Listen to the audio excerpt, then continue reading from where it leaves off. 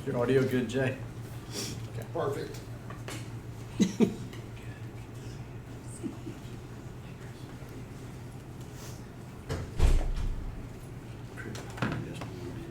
Jonathan.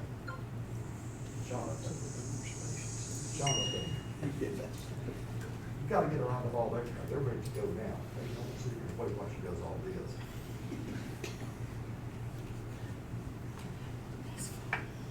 Stand like this. Right. You ready, sir? All right, we're going to go ahead and get started. Welcome to this afternoon's press update from the Joint Information Center. As always, I start these with a huge thank you to our media partners, to the City of Dothan's IT staff and the county for being able to stream these to get out to our citizens and visitors to know exactly what's going on in our community. As most folks are aware, from yesterday's activities, the state health officer has issued a number of directives that are now applicable statewide that impact restaurants and facilities and daycares and identifying what is considered essential services and essential workers that are still working. So we just wanted to get that directly from the Alabama Department of Public Health as an update for y'all. So we'll start with our local Alabama Department of Public Health representative, Mr. Corey Kirkland. It's going to come up and go over that. Again, I would ask that we try to hold questions toward the end. We'll follow that with what's changing or what's going to be implemented in Houston County from county services and county facilities, and then city facilities and city services, and then we'll open it up for questions of that. Corey, if you'll come forward and help us. Good afternoon. Thank you for having us here today. As he said, there was a significant change yesterday with health orders. So I want to go over a few things that's happened since March 13th and then go over some of the key points of the order from yesterday. On March 13th, Governor Kay Ivey declared a state of public health emergency exists in Alabama. On March 16th, in response to a rapidly growing number of cases of COVID-19 being detected in Jefferson County, Dr. Mark Wilson, the Jefferson County Health Officer, issued health orders with similar restrictions. Dr. Harris added counties surrounding Jefferson on March 17th, and Mobile County Health Officer Dr. Bernard Eichhold ordered closures on March 18th. All of those orders were very similar in nature, and they were also in result of continuation of cases in the state. There was a significant jump in Jefferson County, which prompted Dr. Harris to do the counties around Jefferson as a containment strategy. Even with that, over the night and through the day, we had more cases in Alabama. We're now up to 81 total cases in the state. Yesterday, Dr. Harris made the determination that he wanted to further restrict business in the state to help contain the spread of this virus. Some key points from the statewide health order from yesterday are all gatherings of 25 people or more, or gatherings of any size that cannot maintain a consistent 6-foot distance between persons are prohibited. This order applies to all events and activities that bring 25 or more persons in a single room or a single space at one time. All senior citizen centers are to be closed. Senior centers and their partners are urged to ensure that their clients continue to receive meals via curbside pickup or delivery. All private schools through grade 12, all preschools, child care centers with 12 or more children, except for those operated within hospitals, shall be closed. Prior to April 6th, a determination will be made about whether to extend those closures. All nursing homes and long-term care facilities will prohibit visitors except for compassionate care situations such as end-of-life care. In fact, that had already been done throughout the state. Our nursing homes and our extended care facilities had already been in contact with Montgomery through the office that regulates them for going on a couple of weeks. So they were already kind of ahead of the curve on that one a little bit. Any restaurant, brewery, or bar shall not permit on-site food or drink to be served for at least 1 week with certain provisions. Establishments may continue to offer food for takeout or delivery, provided the social distancing protocols, including maintaining a consistent 6-foot distance between persons, are followed. Establishments are strongly encouraged to offer online ordering and curbside pickup of food. Hospital food service areas are excluded, provided they have their own social distancing plan. And I know from our office yesterday and today, there's been a little bit of problem with what to do about daycares, salons. We fielded several questions yesterday and this morning. The state office is fielding questions about that. The administrators like me throughout the state pushed up our concerns, and legal, with Public Health Legal and the Cosmetology Board and others throughout the state have been meeting for the last few hours. There is an amendment to this health order coming. I do not have that in hand yet, but there will be an amendment to help clarify some of the confusion, especially with our daycares and with our salons and that sort of thing. One thing that I want to point out with this, though, with all of these things, is meant to help maintain that consistent 6-foot distance between persons. It's meant to stop the gathering where people are so close together that we can have that spread of the virus, whether it's through touching or if it's through coughing, through sneezing. The 6-foot distance is to help break that distance where if you sneeze and those droplets that may have that virus are not able to get onto that other person. And that's the whole point for the additional cleaning with your hard surfaces, your doorknobs, your bathrooms, those kind of things. Your hands, your sneeze etiquette, your cough etiquette, those kind of things are very, very important. I also want to thank some of the restaurants or all the restaurants in our area that have been working on this. We have several that have called us and said, we want to help, we want to do this right, we need a little bit of guidance. And we've talked with them and given them as much as we can. Some of them have said it's going to be difficult for us to maintain that 6-foot distance, and they've gone ahead and said we're going to close for a couple of weeks. We're going to close through the 6th, and we will look and see what happens. If we can reopen, whether it's partial reopen or something, we'll do that. So we appreciate their attitude and their cooperation. A lot of restaurants immediately went to curbside pickup and went to the drive-through, and that's been very helpful. We've had several daycares call with the same questions, and they're wanting to help. They're wanting to do it right, and I think the amendment that will come later this afternoon will help them to do that. So I want to thank them for their cooperation, thank them for reaching out to us. We've had a lot of calls where they end the call saying, we appreciate you picking up the phone and talking with us, and we certainly are here to do that, and we will certainly continue to do that. So again, one of the main things with this is that 6-foot distance. One thing that I've noticed from traveling around too is we really need, and Dr. Harris touched on this the other day, we really need people to take it serious. If you're in the grocery store, if you're in line, wherever you are, put distance between you and that person in front of you. Talk with your children, talk with your teenagers, talk with them about how to do that properly, why it's important. Even though young people are not affected by this, we still have a lot of populations in our communities that are very vulnerable to this.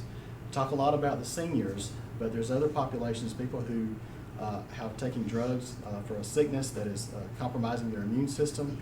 Maybe they're taking chemo, maybe they're doing other things that they just cannot fight off sickness as well as everyone else. Pregnant women, which has not been talked about a lot, but their immune system will generally be a little weaker. We don't want to do things that would possibly infect them. There is not a lot of evidence about the fetus and how that affects them, but the best thing to do, again, is with that social distancing, staying home, staying off the road. If you can do that, not only essential travel, essential shopping, helps to protect all of those groups. The seniors, those who are compromised immune system, all of those things. And also help keep our medical workers from being sick, keep from inundating our ERs and those kind of things, so we save resources for those that need it.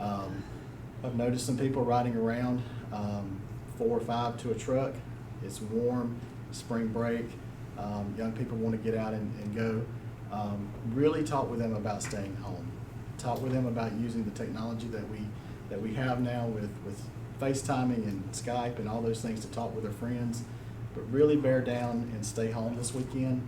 Stay away from the stores unless you really have to be there. Those are the things that will really help us to, as they've been saying, flatten that curve. And hopefully by April 6th, we'll have evidence that it's okay to start lifting some of these orders. Dr. Harris does not enter into these things lightly. We understand that this is not only affecting our cities and our towns, but this is affecting those small businessmen. And we would love to release this as soon as possible. And again, I appreciate the cooperation we've seen from them, the calls that they've had, and we'll do our best to push out information to them as soon as possible. There's been a little bit of confusion, I think, on our website. I do want everyone to know that we are going to update that website as soon as possible. As soon as that guidance come out, that is priority number one, so that we have someone for people to go and see that amendment to the order and be able to get some questions answered. I guess my final thought is, again, please take it serious. We really need the public's help. Stay home. Remember your cough etiquette, washing hands, your social distancing. If you don't have to go to a gathering, if you can postpone a gathering, that would be very helpful over the next couple of weeks. So, thank you.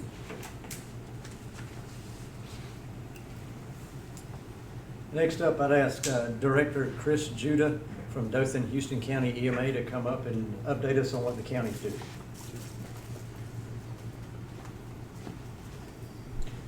Thank you, Chief.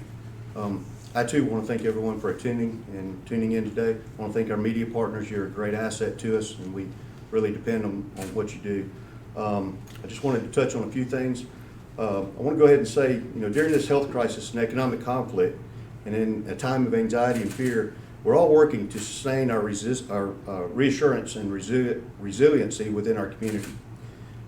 We did not seek, nor did we provoke this disruption in our lives. A true measure of one's strength is upon us, and how we respond to it will be proven in the next few days. It's time to be a hero for each other. It's time for us to help each other out and to be there for one another. We understand what's going on, and we'll do what's necessary to accomplish getting our communities back to a secure sense of normalcy, but it's going to take some time, and we ask for some patience. As for Houston County, we're taking measures to mitigate and reduce exposure to the virus. We will continue to ask people to follow the Alabama Department of Public Health and CDC regulations and guidelines. As of Monday, or actually as of immediately, the county will suspend all in-person proceedings at county-operated buildings. We will continue to serve the public in all county operations such as garbage pickup and et cetera. What we ask is, if you have any business for county offices, please call ahead. Their staff will be there. Call them, see what your business is, see how to handle that. That way you might be able to accomplish that business, whether it be telephone or online, and it keeps you from having to get out in the community to go to those buildings and not be able to get in. So if you would, please use a telephone, call ahead, try to use online measures and accomplish those business transactions. We want to assure all our residents that our public safety, our law enforcement, sheriff's department, EMS and fire, they'll continue to be at full capacity to assist the public as normal. We also encourage people to continue to support our local businesses, especially our restaurants, using precaution measures, of course. Many of our restaurants are providing curbside service, and we ask that you assist in supporting them. Our economy depends on it. So we ask that you remember all of our local vendors, restaurants, businesses, as we go through this together, and that you do support them. So please, again, as Mr. Kirkland said, follow the Alabama Department of Public Health and CDC guidelines. Let's remain resilient and work together. The only way that we can really get through this is to remain strong and remain healthy. So we're asking that. And then Mr. Kevin Cowper, City Manager for the City of Dothan, talk about city facilities and services. Thanks, Chris. Just briefly, a couple of new announcements to make on behalf of the city. And again, just in an effort to limit that exposure and public contact, we, effective this morning, have further restricted access to the Civic Center complex. We're asking anybody that has public business that needs to be tended to in that facility that they make contact with the appropriate department, take care of business over the telephone, take care of your business online. Probably 99% plus of our transactions can be taken care of without that public contact. We are putting some protocols in place for deliveries, for example, and certain business transactions that do have to take place in person, bid openings and things of that nature. We're continuing to look forward to our public meetings with the City Commission and other planning commission bodies of that nature.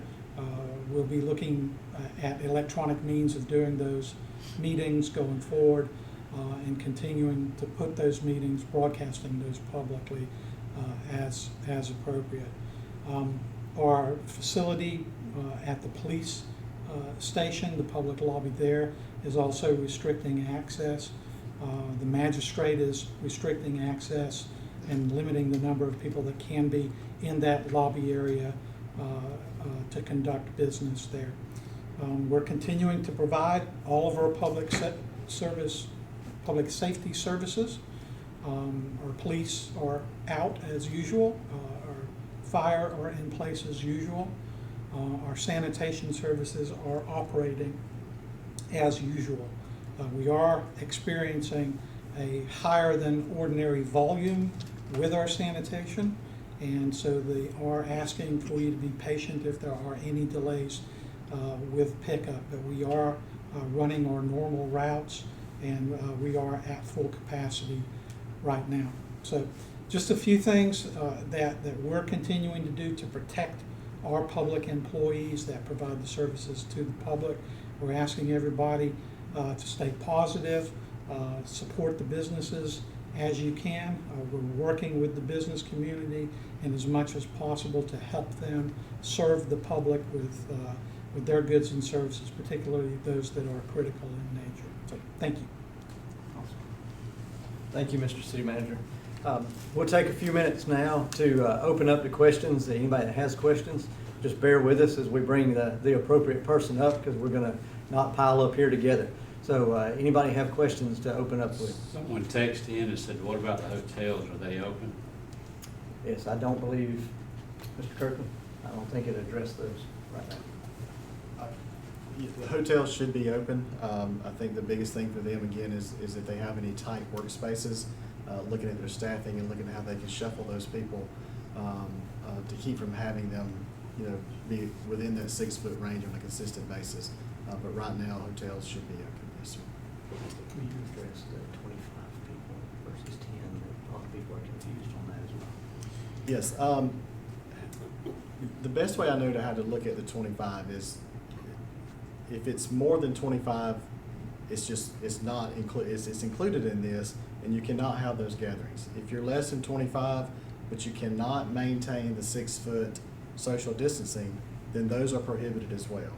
So you have to look at, if it's 20 people, but it's a room this size, you probably could make that happen, but that depends on the activity too. So I would think about the activity, I would think about the length of that activity, the size of the room, and the number of people, and then how do I maintain that on a consistent basis. There are some things that probably will need to be postponed or canceled just because of the space is not there, but you may have less than 25 people. Perfect. Yes, sir. Has Houston County been designated as a testing site location yet? Not yet. I do not have test kits at our health departments. There is still a problem with the supply chain, and that is statewide, I should say nationwide. I've talked with some officials in Florida with the health department, and they have the same issue we do. There is a 188 number that people can call for the nearest testing site. That's on our website as well, and I can give it to you right now. So if someone is in need of testing, they can give you the most up-to-date list. That number is 1-888-264-2256, and that will go to our central office in Montgomery, and our infectious disease staff is manning that line. I have a question for Mr. Kirkland, and I'll preface my question, understanding that you're not making the rules, but a question I've been asked a considerable amount of times.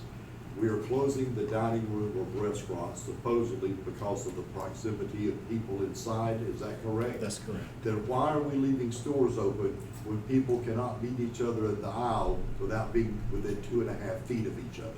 Well, they left grocery stores, and I'll use that as a perfect example. Other than but, grocery stores? I think it was an attempt to scale down the number of gatherings and the number of people when they're maybe there for a certain length of time. If you go to a restaurant, you're probably going to spend 30 minutes to an hour, maybe 2 hours. You may have birthdays or things that you're doing there too.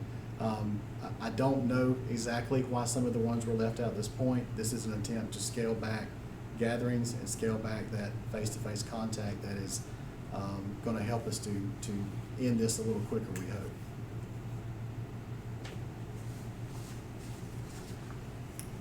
Anyone else have questions? I've got one for Mr. Cowper. I think I've got two for you. If you can speak up just a little bit, Ken. Sir, A little louder. a little loud, so I apologize. We know tax revenues, sales tax revenues are gonna take a dime, because of what happened. How much money does the city of Dothan have in reserve to ride out this wave? Well, we have more than adequate reserves to ride out this particular storm, and I'll give you an example. Our budget for this fiscal year relies on about $64 million in sales tax revenue. That's what we have budgeted to collect. Our actual collections last year were $74 million, and we're running currently $2.5 million above our projections. So we build in to our budgets very conservative revenue projections, so that if there is an event like this, we are prepared and able to come in with a soft landing on issues like that. So we we have reserves, permanent reserves built into our budgets for emergency events, and we have very adequate, more than adequate cash flow reserves on hand to weather this. So let's say sales tax revenues drop 50%. I've had some retailers tell me their sales are down 50% or Right. more. At 50% of our normal tax revenue, how long could the city of Dothan continue to operate close to what it does now without getting in trouble financially? Well, it depends how long you're receiving that 50% sales tax revenues for. But say, for example, if that happened for 2 to 3 months, we would go on business as usual. We would barely be recognizable. Our annual revenues would continue to exceed the projections that we had made. 6 months? Longer than that. I mean, we're in very good financial shape. We will adjust our services if that becomes necessary based on budgetary constraints. We'll do whatever. We have to have a balanced budget. We'll use emergency reserves as necessary if we get to that point. I'm not expecting anything near that at this juncture. We are anticipating we'll see a downtrend in sales tax revenue. Certainly restaurants are going to be taking a hit, but right now grocery stores are seeing increased revenues. How that will balance out, I can't project that right now. I have one more brief question. Yes, sir. And I'm done, I believe, sir. Did I understand you to say there would be meetings such as commission meetings, planning commission meetings, that would be online only? Well, what we would like to do is limit attendance at those meetings to those that have business, and the governor did authorize the commissions to meet via technology as opposed to in person, and so we will continue to meet in person as necessary, perhaps once a month, and if we need to do it via teleconference other times, then we will look at that technology. But all of those meetings will continue to be open and broadcast to the public.